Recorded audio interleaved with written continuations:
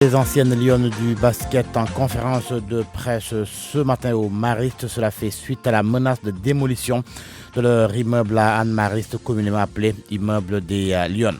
À Saint-Louis, les opérations de démolition de maisons et de construction à Dango Sud et Ngalel Nord extension ont débuté hier. Mais elles ne sont pas du goût du collectif des habitants qui dénonce une cabale pour les déguerpir au profit des futurs exploitants du gaz. Mohamed Nabissila. Les caterpillars et engins de démolition renseignent sur l'opération que le gouverneur de la région de Saint-Louis dirige pour récupérer des parcelles et autres habitations sur un titre foncier de l'État. Ibrahim Fall, je suis le porte-parole du collectif des populations de Ngalel Nord Extension et de Bango Sud.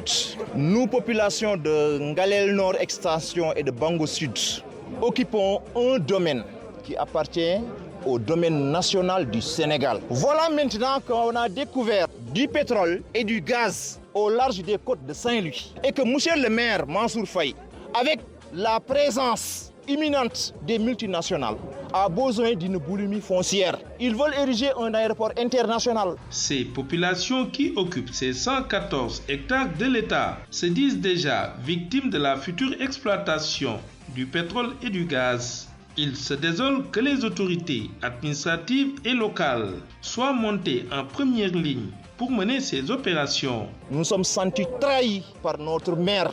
Nous sommes sentis trahis par nos autorités administratives. C'est honteux ce qui se passe derrière nous. Vous constatez vous-même que les maisons sont en train d'être démolies. Le gouverneur de région qui dirige les opérations en présence du maire n'a pas souhaité se prononcer sur ce problème, estimant que l'État retire un titre foncier qui lui appartient. Toutefois, le maire précise que ces espaces devront servir à la construction d'un hôpital et d'autres espaces collectifs. RFM Saint-Louis. Mohamed Nabissila. Les habitants de Timé dans la commune de Richardol font face à des problèmes sanitaires. Ils ont une seule case de santé inutilisable qui sert de refuge aux chauves-souris. Ces habitants réclament ainsi des médecins et l'équipement de la case de santé. Les avocats de Ousmane Sonko en conférence de presse cet après-midi. La rencontre avec les journalistes va porter sur l'affaire des 94 milliards de francs CFA du titre foncier 1451R. C'est vendredi que l'Assemblée nationale, la plénière de l'Assemblée nationale va procéder à l'audition du rapport de la commission d'enquête. L'actualité hors du Sénégal, au Bénin, le président Patrice Talon invite 9 partis politiques en dialogue politique de 3 jours. Les assises doivent s'ouvrir à partir du 10 octobre, mais seules les formations en règle avec la nouvelle charte des mouvements politiques y sont conviées. En sport, tournoi de l'UFOA, les demi-finales démarrent aujourd'hui à 20h au stade Lat Dior de Thiès. Ghana, Côte d'Ivoire, la seconde demi-finale, va opposer mardi à 20h le Sénégal au Mali. Football toujours avec l'équipe nationale du Sénégal qui a quitté Paris. Les Lions se sont envolés de la capitale française à bord d'un vol régulier. Ils sont attendus à Singapour aujourd'hui pour affronter le Brésil.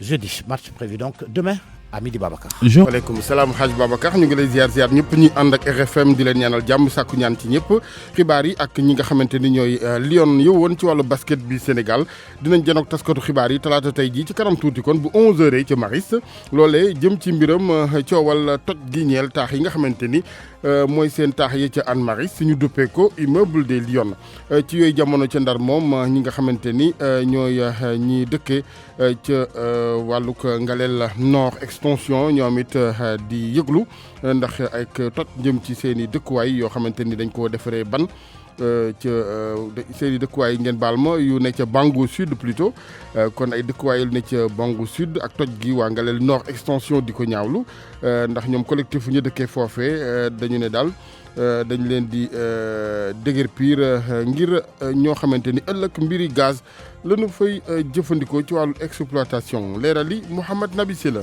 ay caterpillar ak i engin yu nekk ci ancienne piste bu aéroport bi jàpp jëm ca Ngalel ki Bango di wane liggéey daaneel yenn ci kër yiñ taxawal ci bërëb bile. Ibrahim Fall, je suis le porte-parole du collectif des populations de Ngalel Nord Extension et de Bango Sud.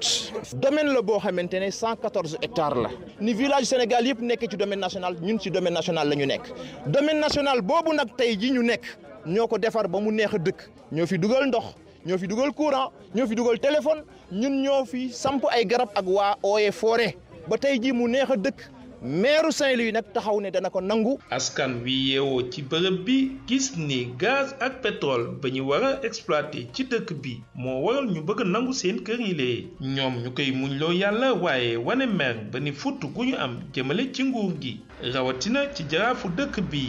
lu tax mu koy nangu parce que pétrole gis nañ ko ci géej gi gaz gis nañ ko ci géej gi béréb bii nag moo gën a jege aéroport moo tax it dafi bëgg sampay immeuble ndax xaalis a leen tax a jóg xaalis moom moo ko gënal tey intérêt wu population voilà la situation lii mooy li fi am. ñoom ñëpp teewoon ci opération yi lay gouverneur bu diwaan bi komitam jaraafu dëkk bi kenn nanguwul yey yàbbi ci lu nu mel ñu xamle ni titre foncier bu nguur gi moom la tey mu jëlaat ko maire dëkk bi Mansour Faye firndeel yenn projet collectif ak l'hôpital bu mag bu ñu bëgg taxawal ci bërëb bi lee RFM ci Ndar Géej Mohamed Nabi Sila. jërëjëf Mouhamed ñi dëkkee Timé ci commune bu Richard Toll ñoom li nga xamante ni mooy seen jafe-jafe mooy wàllu pajuma benn case de santé fa nekk ca mënuñ ko jëfandikoo ndax daanaka ñu ne dëkkuwaayu ko njugub bi la bu nu sañoon daal ñu yeesalaat loole ne bërëb bu paju jumtukaay ñu daal di ko ca def naka noonu ngir mën fa di taxawu seen wér-gu-yaram ñoom ñooñee ca Timé ca Richard Toll.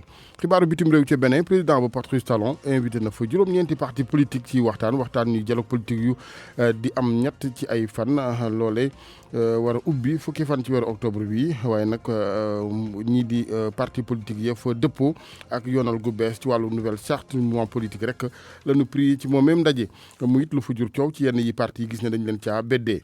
ñu waxtaanee sport gi tournoi UFOA demi-finale yi talaata tey ji lay tàmbali bu ngoonee juróom-ñetti waxtu ci ngoon Stade Lat Dior bu Thiès Ghana ak Côte d'Ivoire gannaaw ëllëg ci àllarba ji ëllëg ngeen baal ma juróom-ñetti waxtu beneen demi-finale bi Sénégal ak Mali lay doon football gi ba tey ak équipe nationale bu football bu Sénégal ñoom bawoon nañu fi nga xamante ni mooy ca Paris ñoom gaynde yi wutali ñu ngi jëm ca Paris plutôt. ñu ngi wut jóge Paris jëm Singapour.